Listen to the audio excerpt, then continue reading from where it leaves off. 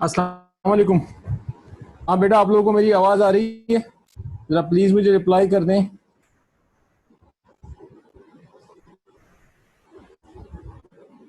ठीक है, ठीक है, थैंक यू। ठीक है, ठीक है। अच्छा, हम क्लास स्टार्ट करते हैं। कल हमने जब क्लास एंड की थी तो हम कर रहे थे टेम्परेचर स्केल्स। तो कल हमने डिस्कस किया था कि टेम्परेचर को मेजर करने के लिए हमारे पास जो है तीन स्केल्स होते हैं। सेंटीग्रेड स्केल, जिसको सेल्सियस स्केल भी कहते हैं क्योंकि जिस साइंटिस्ट ने ये इंट्रोड्यूस किया था उसका नाम सेल्सियस था। फिर फ़ारेनहाइट स्केल और केल्विन स्केल। अब आज हम स्टार्ट यहाँ से ये कर रहे हैं कि भाई इन स्केल्स का आपस में कन्वर्जन कैसे होता है। अब मिसाल के तौर पे पहले हम बात करते हैं बिटवीन सेंटीग्रेड एंड फ़ारेनहाइट। अगर सेंटीग्रेड और फ़ारेनहाइट की रीडिंग्स को आपस में कन्वर्ट करना हो तो उसका फॉर्मूला ये होता है, centigrade over 5 equal to Fahrenheit -32/9।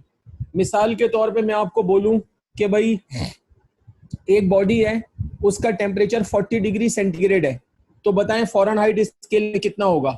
तो आप ये इक्वेशन लगाएंगे और सेंटीग्रेड की जगह 40 रखेंगे और उसको सॉल्व कर लेंगे तो वहां से फ़ारेनहाइट निकल जाएंगे। इसी तरह मैं आपको बोलूँ कि भाई एक बॉडी है, उसका टेम्परेचर 100 डिग्री फ़ारेनहाइट है, तो वो सेल्सियस स्केल में कितना होगा, तो आप फ़ारेनहाइट की जगह रख देंगे और आप उसको सॉल्व कर लेंगे। तो इस इक्वेशन के जरिए हम सेंटीग्रेड और फ़ारेनहाइट रीडिंग्स की आपस में कन्वर्जन करते हैं। फिर इसके बाद सेंटीग्रेड और केल्विन का सबको पता है कि सेंटीग्रेड के किसी भी टेम्परेचर में हम 273 ऐड करें तो फिर केल्विन स्केल आ जाता है, ये सबको मालूम है। और फिर उसके बाद ये ध्यान में रखिएगा कि फ़ारेनहाइट और केल्विन का डायरेक्ट कन्वर्जन नहीं होता। अगर फ़ारेनहाइट की किसी भी रीडिंग को केल्विन में कन्वर्ट करना है तो पहले हम ये ऊपर वाला रिलेशन लगाएंगे और फ़ारेनहाइट को लेके जाएंगे सेंटीग्रेड में। जब फ़ारेनहाइट सेंटीग्रेड में चला जाएगा तो उसमें हम 273 ऐड करेंगे तो वो फिर केल्विन आ जाएगा। तो ये कन्वर्जन फैक्टर्स होते हैं। अब मिसाल के तौर पे मैं आपको एक क्वेश्चन यहाँ पे मैंने दिया कि भाई convert 113 degree Fahrenheit into centigrade, कि अगर किसी बॉडी का टेम्परेचर 113 डिग्री फ़ारेनहाइट है तो अगर हम उसमें सेंटीग्रेड का थर्मामीटर लगा दें तो वो क्या रीडिंग देगा। तो अब जैसा कि मैंने आपको बताया कि भाई ये कन्वर्जन फैक्टर है, हमने ये वाला फॉर्मूला, ये जो ऊपर वाला फॉर्मूला ये लगाया। अब 113 फ़ारेनहाइट है, तो अब हमने क्या किया, ये देखो हमने फ़ारेनहाइट की जगह 113 रख दिया और इसको हम सॉल्व कर लेंगे तो हमारे पास सेंटीग्रेड आ जाएंगे। ठीक है, तो अब आप जरा ये नोट करो, बस कोई इतनी बड़ी बात नहीं है, 1-2 मिनट में नोट कर लो तो आगे चले जाएंगे।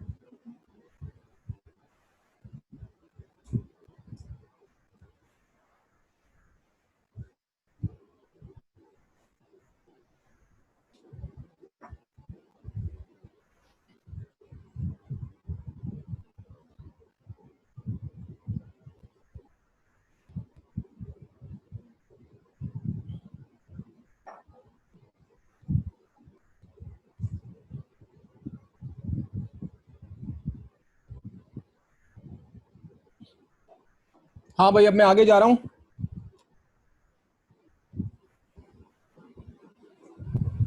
नोट कर लिया आप लोगों ने ये?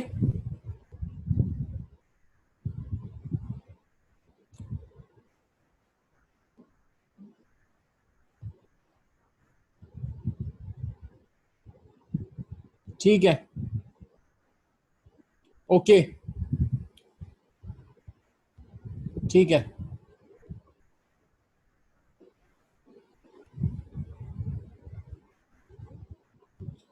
तो अब जैसे आप देख रहे हैं कि हमने पुट किया था फ़ारेनहाइट की जगह हमने 113 पुट किया था, तो उसमें से हमने माइनस किया तो ये 81 आ गया। ठीक है, अब ये 81 9 से डिवाइड होगा तो यहाँ 9 आ जाएगा, फिर ये वाला 5 इधर जाके 9 से मल्टीप्लाई हो जाएगा, ये आ गया 45। तो इस तरह जब हमने फॉर्मूले में फ़ारेनहाइट को 113 रखा तो सेंटीग्रेड 45 आ गया, तो रिजल्ट हमारा ये निकला कि 113 डिग्री फ़ारेनहाइट 45 सेंटीग्रेड के इक्वल होगा।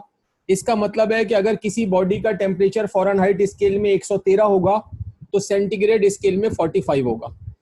फिर इसी तरह एक फॉर्मूला मैंने आप एक सवाल और दिया हुआ है कि convert 65 degree centigrade into Fahrenheit scale.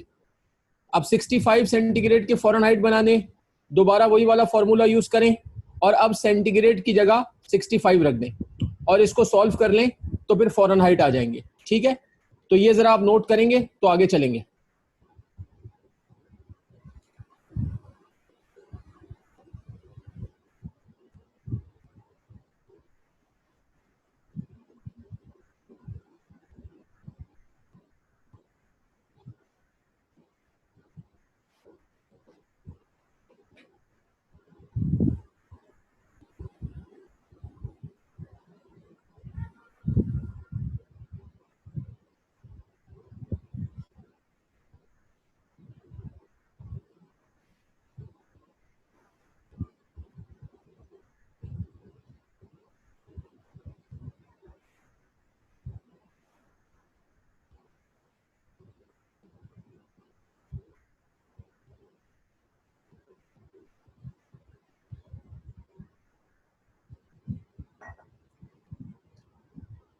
Aamir Ali ने रेज हैंड किया है। आमिर कुछ कहना चाह रहे हैं आप? बताएं मुझे।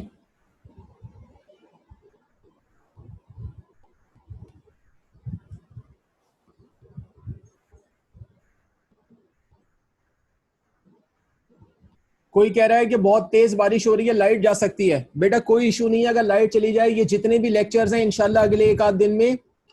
अच्छा आमिर कह रहे हैं बाई मिस्टेक हो गया, ठीक है कोई बात नहीं, हैंड रेस कभी कभी बाई मिस्टेक टच हो जाता है। अच्छा अगर कहीं बारिश हो रही है और लाइट वाइट चली जाए तो कोई मसला नहीं है, उसकी वजह यह है या किसी के पास अगर नेट का कोई इशू आ रहा है, ये सारे जो लेक्चर्स हैं ये सारे लेक्चर्स गूगल क्लासरूम पे वीडियो इनकी अपलोड हो जाएगी, तो कोई मसला नहीं है, वीडियो अपलोड होगी, आपको लेक्चर दोबारा मिल जाएगा, कोई मसला नहीं है।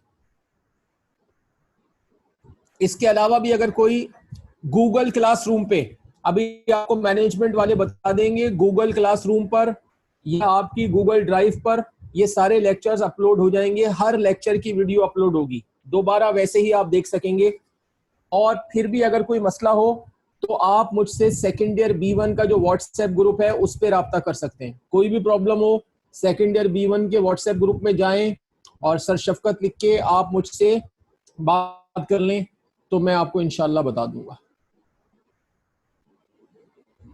ठीक है, अच्छा वहां वो कहते हैं एडमिन ओनली है, नहीं वो मैं देख लूंगा, उसमें करवा दूंगा मैं आप लोग को, वो कोई इशू नहीं है। अच्छा अब हम आगे चलते हैं। तो अब जैसे हमने सेंटीग्रेड की जगह 65 रखा था तो डिवाइड करने पे वहां 13 आ जाएगा, और फिर इसी तरह ये जो 9 है ये 13 से मल्टीप्लाई हो जाएगा और ये यहाँ आ जाएगा F-32, तो ये 117 हो जाएंगे। फिर -32 को आप राइट पर ले जाएं, ये प्लस हो जाएगा, और फिर 32 को 117 में आप ऐड कर दें। ये मिस्टेकनली मल्टीप्लाई लग गया है, ये प्लस ही है। ठीक है, तो ये गलती से हो गया है, ये स्टेप गलती से हो गया। ठीक है, तो 117 में 32 ऐड करेंगे तो 149 आ जाएगा। तो इस तरह 65 सेंटीग्रेड का जो टेम्परेचर है वो 149 डिग्री फ़ारेनहाइट के इक्वल होगा, ये नोट कर लीजिए।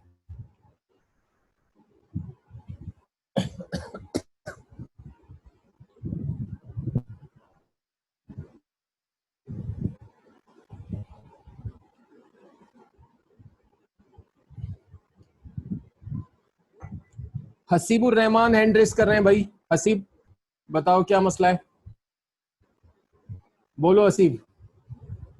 हसीबुर रहमान क्या कह रहा है, बताओ हसीब, एनी इशू?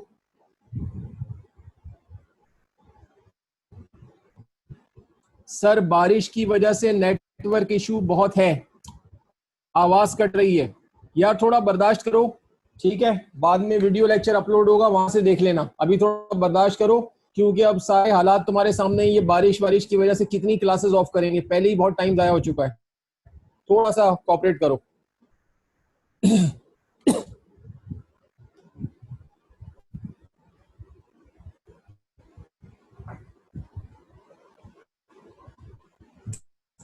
अब मुझे आगे चलना है, जरा नोट करने आप लोग।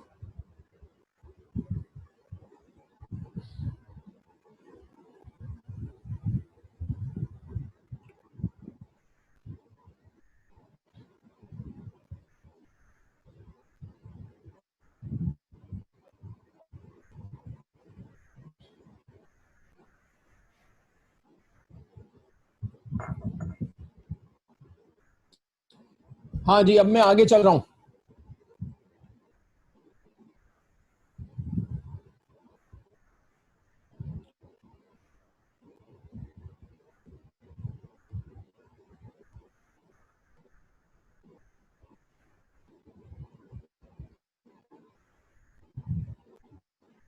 अच्छा जी, अब यहां पर मैंने आपके सामने एक क्वेश्चन लिखा है, at what temperature do the centigrade and Fahrenheit scales coincide.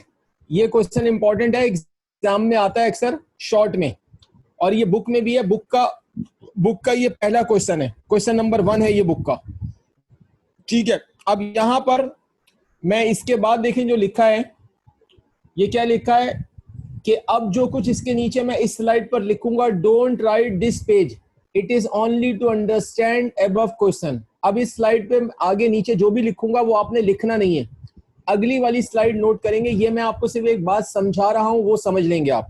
सबसे पहली बात आपने ये समझनी है कि देखें, एक टेम्परेचर ऐसा होता है जिसपे सेंटीग्रेड और फ़ारेनहाइट स्केल इक्वल हो जाते हैं, कॉन्साइड कर लेते हैं, ठीक है। अच्छा, सेंटीग्रेड और केल्विन स्केल जो होगा वो कभी भी कॉन्साइड नहीं होगा,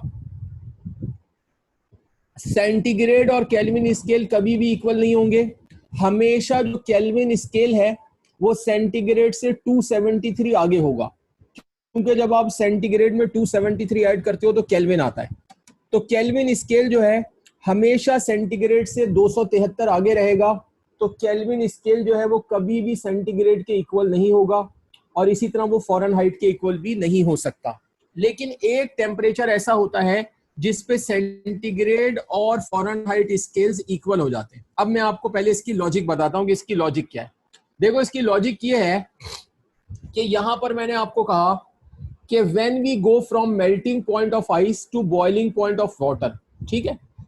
मेल्टिंग पॉइंट ऑफ आइस का मतलब है कि फर्ज करो आपने फ्रीजर में से एक बाउल निकाला और उसमें बर्फ जमी हुई है, तो जब आप बाहर निकालोगे तो बर्फ जो है ना वो हल्की हल्की पिघलनी शुरू हो जाएगी ना, तो वो मेल्टिंग पॉइंट ऑफ आइस है। अब फर्ज कर लें कि आपने उस बर्तन को गर्म करना शुरू कर दिया, तो जब मेल्टिंग पॉइंट ऑफ आइस थी तो उसका टेम्परेचर था 0। अब आपने उसको गर्म करना शुरू कर दिया तो वो बर्फ सारी पिघल के पानी बन जाएगी, और फिर एक पॉइंट आएगा कि वो पानी बॉयल होने लगेगा।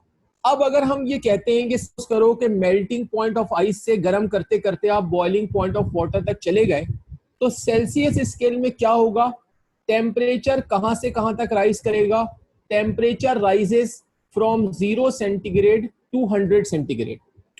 जब मेल्टिंग पॉइंट ऑफ आइस होगा तो सेंटीग्रेड में टेम्परेचर होगा 0, और जब बॉइलिंग पॉइंट ऑफ वाटर होगा तो टेम्परेचर हो जाएगा 100। इसका मतलब है टेम्परेचर 0 से 100 तक इंक्रीज होगा, तो डिफरेंस कितने का आया, 100 का डिफरेंस आ गया।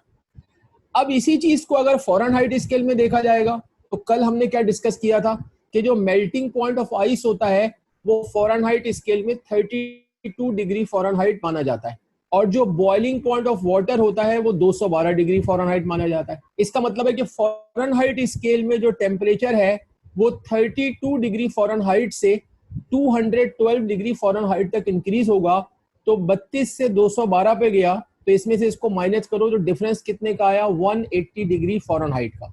अब देखो यहाँ बात ये समझनी है कि देखो काम तो एक ही हुआ है, मेल्टिंग पॉइंट ऑफ आइस से बॉइलिंग पॉइंट ऑफ वाटर तक गए, तो सेंटीग्रेड में 0 से 100 तक टेम्परेचर इंक्रीज हुआ, 100 का फर्क आया। लेकिन फ़ारेनहाइट में 32 से 212 तक इंक्रीज हुआ, 180 का फर्क आया। तो अब इस बात का मतलब ये हुआ कि it means a difference of 100 centigrade is equal to 180 degree Fahrenheit. यानी इसका मतलब ये हुआ कि जब सेंटीग्रेड में इंक्रीज होगा 100 का तो फ़ारेनहाइट में इंक्रीज होगा 180 का। और इसी तरह अगर सेंटीग्रेड में डिक्रीज हो जाए 100 का तो फ़ारेनहाइट में डिक्रीज हो जाएगा 180 का। यानी सेंटीग्रेड में जब टेम्परेचर 100 बढ़ेगा या 100 कम होगा तो फ़ारेनहाइट में 180 बढ़ेगा या 180 कम होगा। तो डिफरेंस ऑफ 100 सेंटीग्रेड इक्वल होता है 180 डिग्री फ़ारेनहाइट के।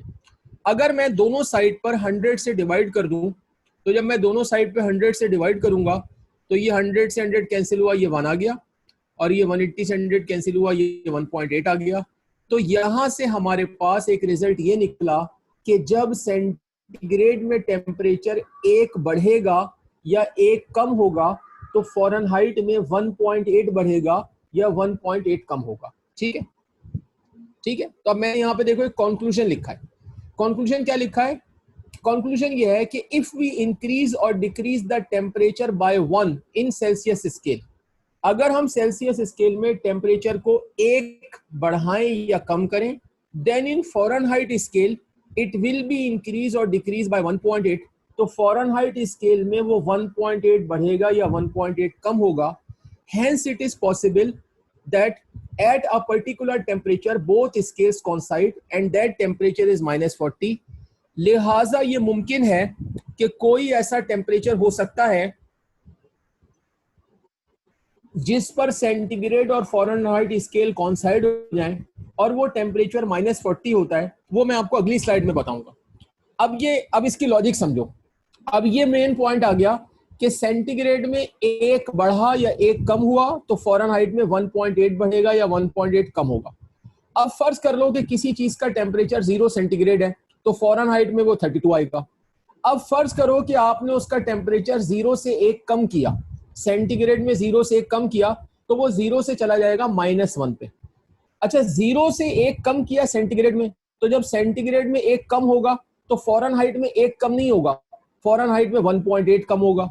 इसका मतलब है कि अगर तुमने किसी चीज का टेम्परेचर 0 सेंटीग्रेड से 1 कम किया तो वो गया -1 पे, लेकिन फ़ारेनहाइट में 1 कम नहीं होगा बल्कि 1.8 कम होगा। लिहाजा फ़ारेनहाइट 32 से 31 पे नहीं जाएगा बल्कि 32 में 1.8 कम करो तो वो 30.2 पे चला जाएगा।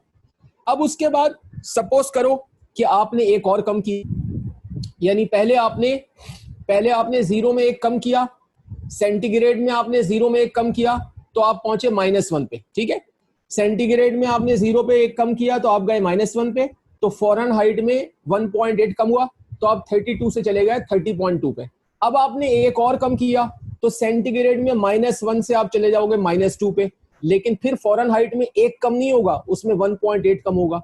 तो अब मैं बताना ये चाह रहा हूं कि अगर आप 0 सेंटीग्रेड से 1 कम करना शुरू करो तो फ़ारेनहाइट में 1 कम नहीं होगा। जब आप सेंटीग्रेड में 0 से 1 कम करोगे तो फ़ारेनहाइट में 1.8 कम होगा, फिर आप एक और कम करोगे, फ़ारेनहाइट में 1.8 और कम होगा। तो सेंटीग्रेड में 1 कम होगा, फ़ारेनहाइट में 1.8 कम होगा। तो उनके दरमियान जो डिफरेंस है वो कम होता जाएगा। और अगर आप सेंटीग्रेड को कम करते करते -40 पे ले जाओ तो फ़ारेनहाइट भी 32 से 1.8 कम होते होते वो भी -40 पे पहुंच जाएगा। तो -40 एक ऐसा टेम्परेचर है जिस पे दोनों स्केल्स इक्वल हो जाएंगे। यानी अगर किसी बॉडी का टेम्परेचर -40 है और उसमें 2 थर्मोमीटर लगाए जाएं, एक सेंटीग्रेड का थर्मोमीटर भी लगाया जाए और एक फ़ारेनहाइट का थर्मोमीटर भी लगाया जाए, तो वो सेम रीडिंग शो करेगा। अच्छा, सॉल्व करने का तरीका ये नहीं है, वो तो मैं अगले पेज में बताऊंगा। अब आप पहले मुझे सब ये बताएं कि आपको जो मैंने ये बात समझाई है, ये बात आप लोगों को समझ आ गई? सब मुझे ओके करें पहले। जी, ये बात सबको समझ आ गई? ठीक है, ठीक है, ठीक है।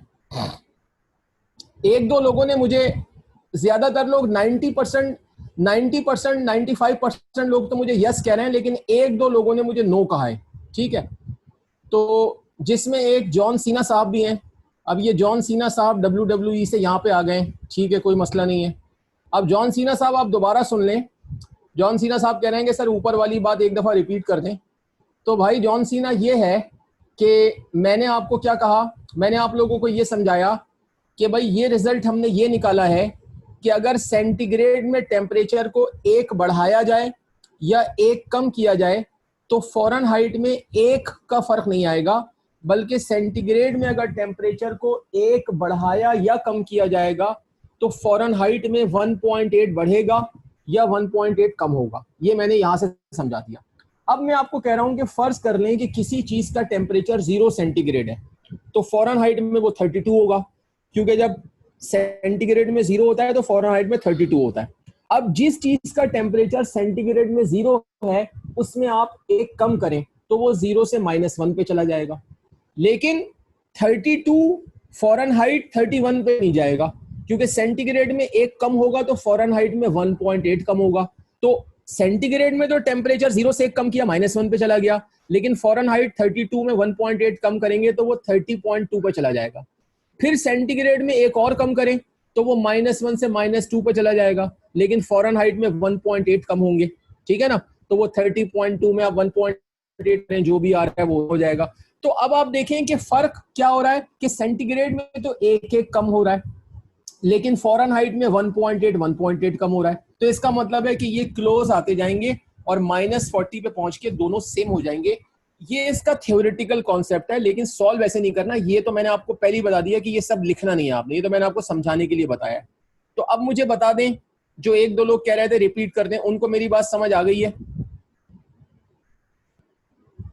हाँ भाई समझ आ गई है बात? जॉन सीना साहब भी बता दें। ठीक है, हाँ भाई जॉन सीना बताओ, समझ आ गया तुम्हें? ठीक है, अब मैं आगे चल रहा हूं। अब सॉल्व कैसे करना है? देखो सॉल्व ऐसे करना है। अब सवाल दोबारा लिखा है मैंने, at what temperature do the centigrade and Fahrenheit scales equal. वो तो मैंने आपकी जो समझाया आपको वो तो मैंने कॉन्सेप्ट दिया। अब मैं सॉल्यूशन बता रहा हूं, सॉल्यूशन बड़ा सेम है। अब फर्ज कर लो कि भाई हमें तो मालूम नहीं है कि वो कौन सा टेम्परेचर है जिसपे सेंटीग्रेड और फ़ारेनहाइट स्केल्स कॉन्साइड होंगे, तो हमने लेट कर दिया कि भाई वो टेम्परेचर है एक्स। हमने कहा let x is a temperature at which both scales coincide. हमने कहा हमें मालूम नहीं है, तो हम सपोज कर लेते हैं कि एक्स कोई ऐसा टेम्परेचर है जिसपे दोनों स्केल्स सेम हो जाते हैं। अब हमारे पास ये कन्वर्जन फैक्टर है, ठीक है जी। तो अब चूंकि हमने कहा कि भाई एक्स एक ऐसा टेम्परेचर है जिसपे दोनों स्केल सेम हो जाते हैं, तो इसका मतलब है सेंटीग्रेड और फ़ारेनहाइट दोनों एक्स के इक्वल हो गए। तो अब हम क्या करेंगे, ऊपर वाले फॉर्मूले में सेंटीग्रेड और फ़ारेनहाइट दोनों की जगह एक्स रख देंगे, सेम वैल्यू रख देंगे। तो आप देखेंगे हमने यहां भी इसकी जगह भी एक्स रख दिया और इसकी जगह भी एक्स रख दिया। अब इसको सॉल्व कर लें। अब आप इसको क्रॉस मल्टीप्लाई करें तो ये 9x से मल्टीप्लाई हो जाएगा, 5 इससे मल्टीप्लाई हो जाएगा, ठीक है।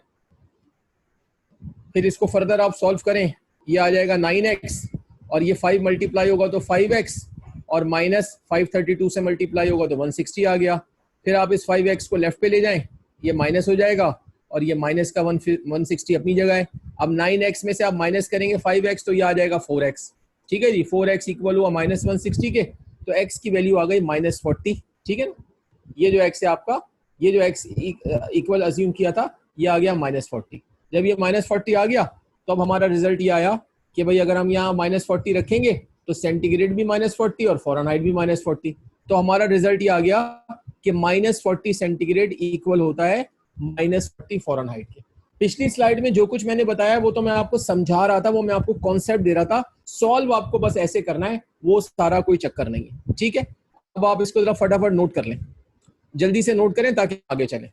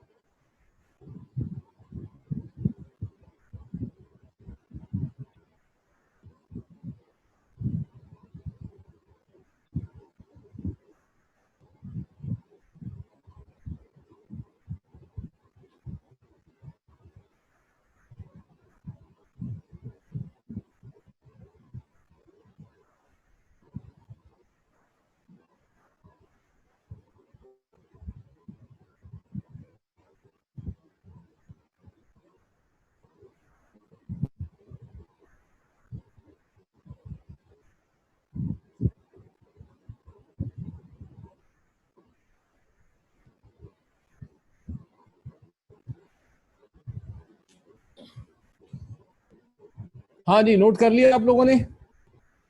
आगे जा रहा हूं मैं।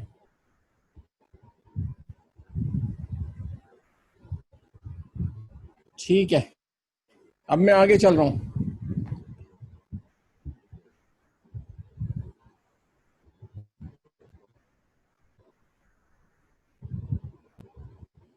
अच्छा, कोई कह रहा है जॉन सीना नहीं, शुजात भाई। ओ भाई शुजात, तुम जॉन सीना बने हुए हो? अच्छा भाई, आगे चलो। अच्छा जी, अब हमारा नेक्स्ट जो टॉपिक है वो है गैस लॉस।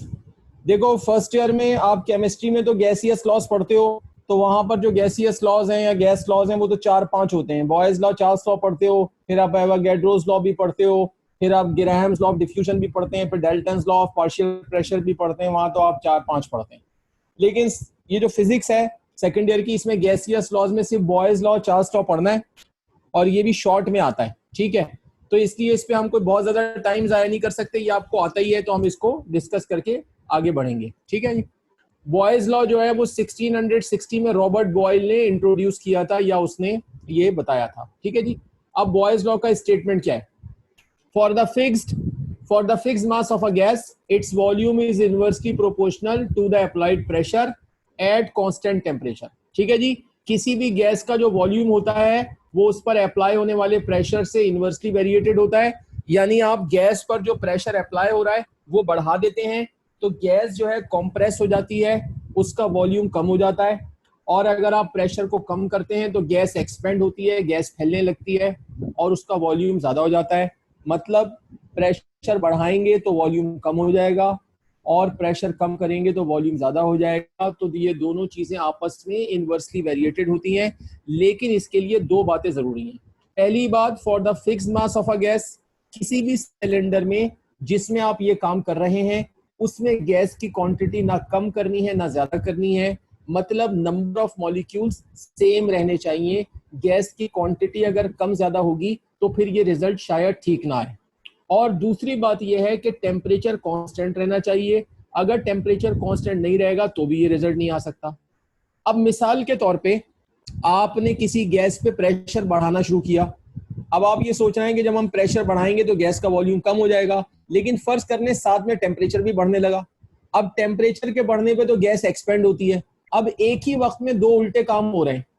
मतलब प्रेशर बढ़ रहा है ताकि वॉल्यूम कम हो जाए, लेकिन उधर से टेम्परेचर बढ़ रहा है ताकि वॉल्यूम ज्यादा हो जाए, तो फिर तो कुछ भी नहीं होगा। तो इसलिए अगर हम ये चाहते हैं कि भाई ये वाला रिलेशन ठीक आए तो दो चीजें चेंज नहीं होनी चाहिए। एक, गैस का जो मास है, मतलब गैस की जो क्वांटिटी है, जो नंबर ऑफ मॉलिक्यूल्स हैं वो चेंज नहीं होने चाहिए। और दूसरे, गैस का टेम्परेचर कांस्टेंट रहना चाहिए। ये दो चीजें चेंज नहीं होंगी तो फिर वॉल्यूम और जो प्रेशर है वो इनवर्सली वेरिएटेड होंगे। तो जब आप इसकी मैथमेटिकल फॉर्म बनाएंगे तो V प्रोपोर्शनल टू 1/P आ जाएगा। आप यहाँ से प्रोपोर्शनैलिटी हटाएंगे तो यहाँ पे कांस्टेंट आ जाएगा, तो वो कांस्टेंट जो होगा आपका वो हो जाएगा K। तो ये P इधर जाके मल्टीप्लाई हो जाएगा इससे। तो इस तरह जब P से मल्टीप्लाई होगा तो PV is equal to K आ जाएगा। या दूसरे अल्फाज में आप ये कह सकते हैं कि P इंटू V जो है वो कांस्टेंट होता है। ये बॉयज लॉ की जनरल मैथमेटिकल फॉर्म है।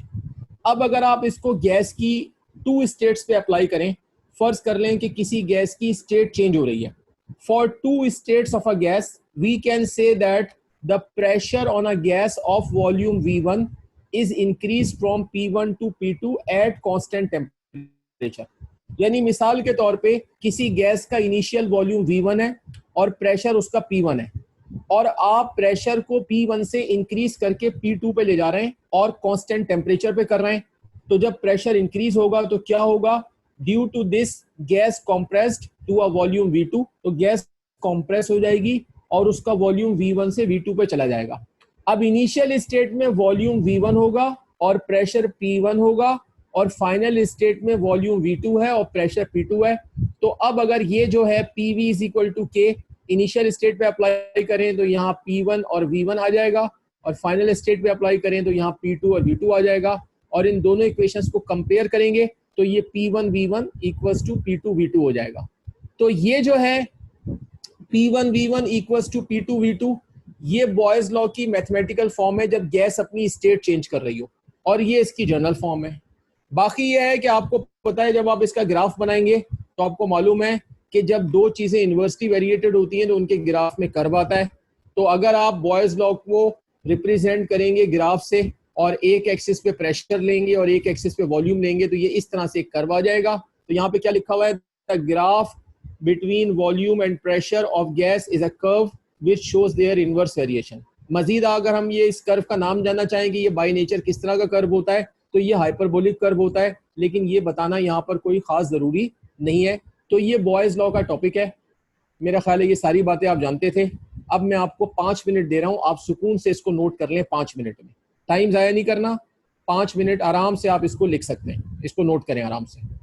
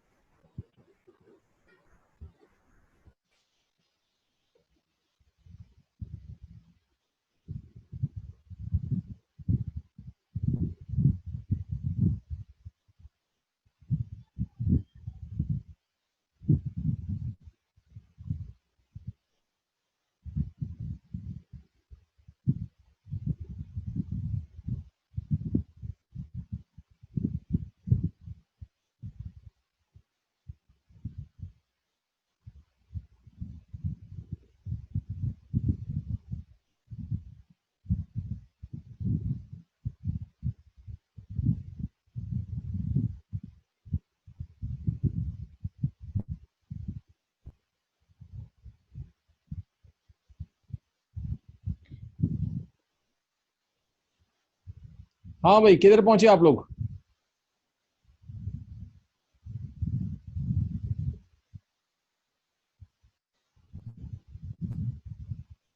हाँ जी, कुछ लोगों ने मुझे कहा है डन कर लिया है, कुछ लोग कह रहे हैं डन सर। और बता दें लोग, कोई लिख रहा है तो और ले लें, थोड़ा सा टाइम और ले लें, बस लास्ट मिनट चल रहा है।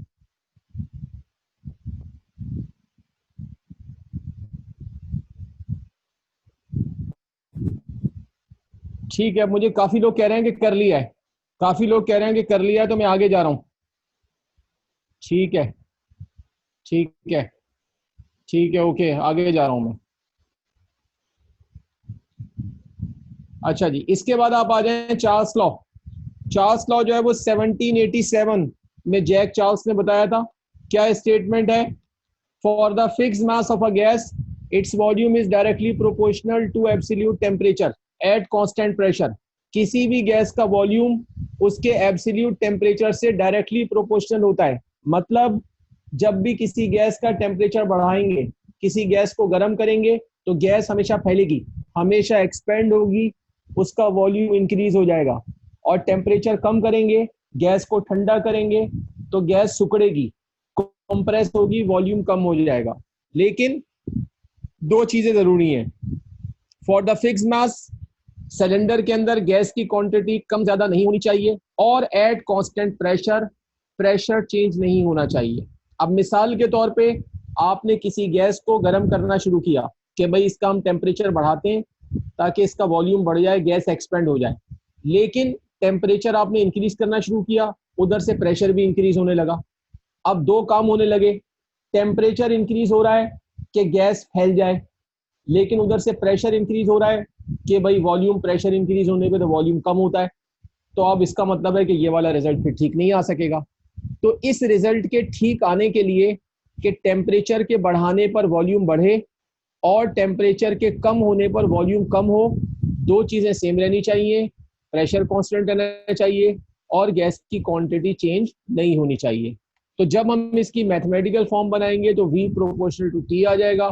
ठीक है, दोनों डायरेक्टली प्रोपोर्शनल है। प्रोपोर्शनैलिटी को हम करेंगे तो यहाँ कांस्टेंट आ जाएगा, वो कांस्टेंट हम K ले लेंगे। ठीक है, फिर T को हम दूसरी साइड ले जाएंगे, तो जब T इधर चला जाएगा तो V upon T equals to K आ जाएगा। या हम कह सकते हैं कि V upon T equals to constant आ जाएगा। तो V upon T equal to constant, ये जर्नल फॉर्म होगी किसकी? चार्ल्स लॉ की। अब अगर हम इसको गैस की टू स्टेट्स पे अप्लाई करें कि भाई मिसाल के तौर पे हम ये कहते हैं for two states of gas we can say that the temperature of a gas of volume V1 is increased from T1 to T2 at constant pressure. कि हम कह रहे हैं कि भाई कोई गैस है, उसका इनिशियल वॉल्यूम V1 है और टेम्परेचर उसका T1 है, और हम T1 से बढ़ाकर T2 पे ले जा रहे हैं और कांस्टेंट प्रेशर पे कर रहे हैं। तो जब टेम्परेचर बढ़ाएंगे तो गैस एक्सपेंड हो जाएगी, due to this gas expands to a volume V2, gas expand होगी और उसका वॉल्यूम V1 से बढ़ के V2 हो जाएगा। तो अब इनिशियल कंडीशन में वॉल्यूम V1 है और टेम्परेचर T1 है, और फाइनल कंडीशन में वॉल्यूम V2 है और टेम्परेचर T2 है। तो अब आप ये इक्वेशन लेंगे V upon T equals to K, एक दफा इसमें इनिशियल कंडीशन रख देंगे और एक दफा फाइनल रख देंगे और दोनों को कंपेयर कर लेंगे, तो फिर V1 अपॉन T1 इक्वल आ जाएगा V2 अपॉन T2 के, ये इसकी जर्नल फॉर्म हो जाएगी। ठीक है, तो आई थिंक ये भी कोई ऐसी मुश्किल बात नहीं है। ग्राफ में आपको इसका नेक्स्ट पेज पे बताऊंगा, पहले आप यहां तक नोट कर लें, फिर मैं आपको इसका ग्राफ बताऊंगा। ठीक है, सब ये नोट करें।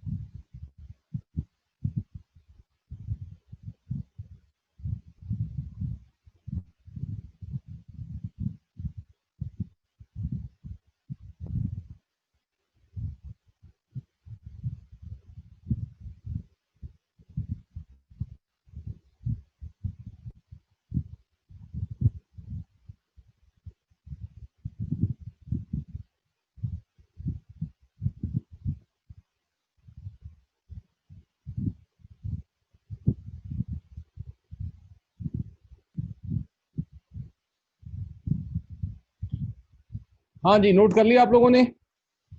शाबाश, जल्दी से मुझे इसका ग्राफ भी बताना है, तो आप जल्दी से मुझे बताएं। नोट कर लिया? ठीक है, ठीक है। कोई कह रहा है एब्सोल्यूट टेम्परेचर, ताहिर बिन तारिक कह रहे हैं कि एब्सोल्यूट टेम्परेचर क्लियर करने। बेटा आगे अभी ग्राफ में आ रहा है ये, आगे ग्राफ में क्लियर हो जाएगा।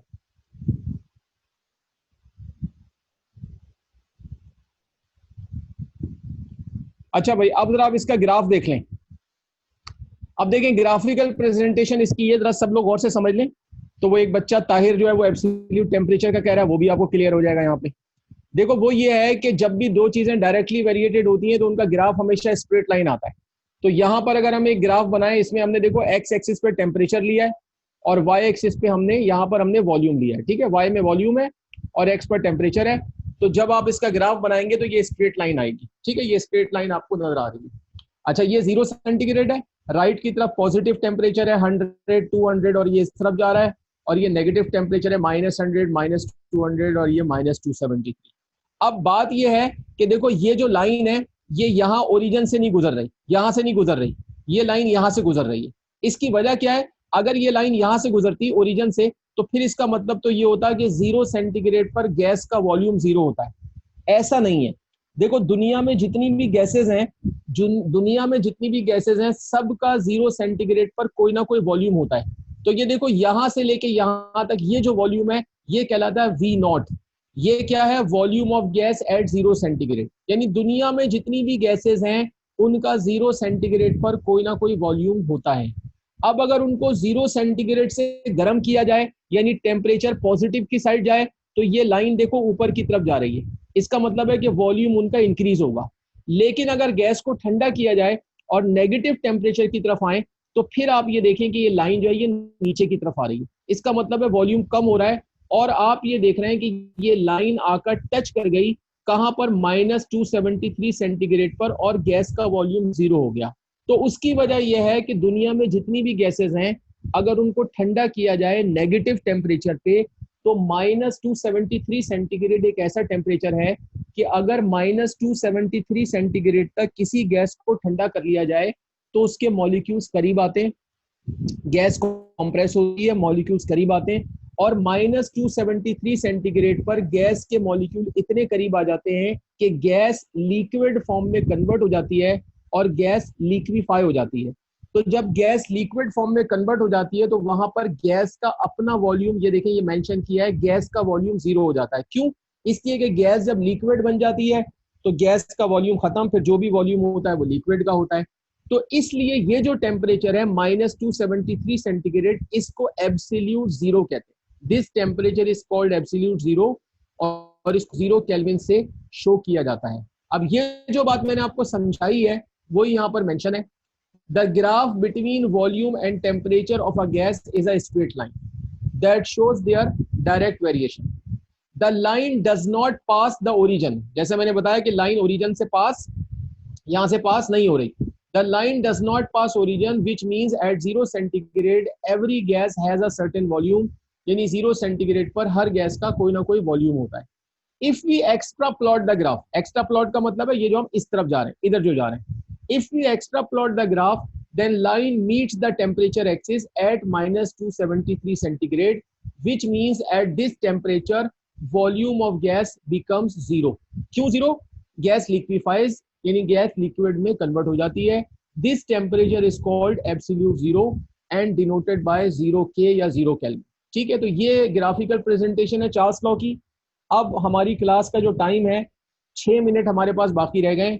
आप मुझे जल्दी से ओके करें कि आपको ये बात समझ आ गई है, तो फिर आप इसको नोट कर लें ताकि ये टॉपिक कंप्लीट हो जाए। सब मुझे ओके करेंगे, बात समझ आ गई है? ठीक है,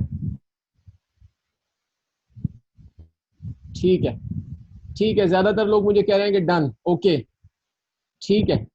तो बस जरा 6 मिनट रह गए हमारे पास, फटाफट ये पेज लिखें, इसको नोट करें, ग्राफ बनाएं ताकि ये टॉपिक हमारा कंप्लीट हो जाए। शाबाश बेटा, जरा स्पीड पकड़ लो।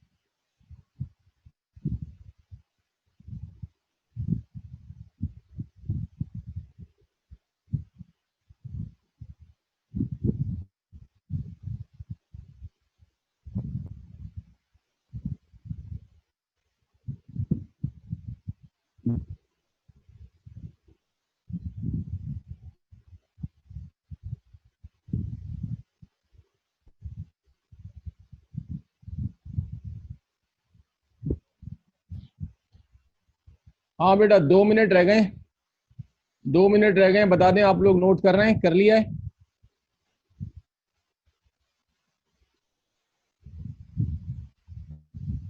अच्छा, एक बच्चा मुझे कह रहा है कि नहीं किया। ठीक है।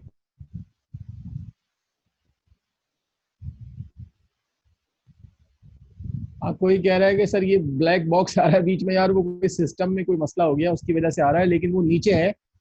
तो हाँ, वो ब्लैक बॉक्स जो भी आ रहा है ना, वो नीचे की साइड पे आ रहा है, ग्राफ तो उससे ऊपर ऊपर बना हुआ है ना।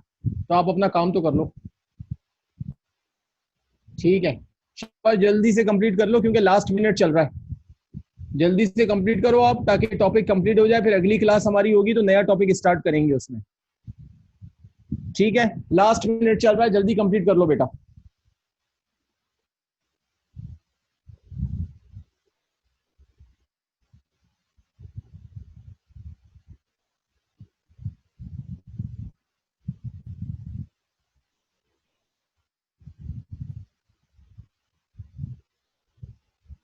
हाँ, कोई बच्चा कह रहा है कि हम जा सकते हैं अगर हमने कर लिया। जिसने कर लिया वो बिल्कुल जा सकता है, जिसने कर लिया वो लीव कर जाए। मैं बस बंद करने वाला हूँ, आखिरी मिनट चल रहा है बेटा, लास्ट मिनट।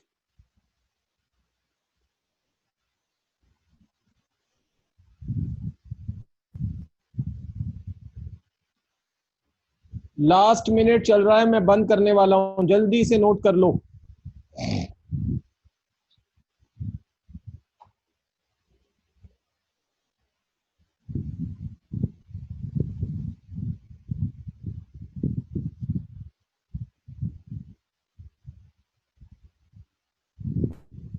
जिसने नोट कर लिया वो लीव कर जाए। ठीक है, अल्लाह हाफिज। बंद करने लगा हूँ बेटा, अल्लाह हाफिज।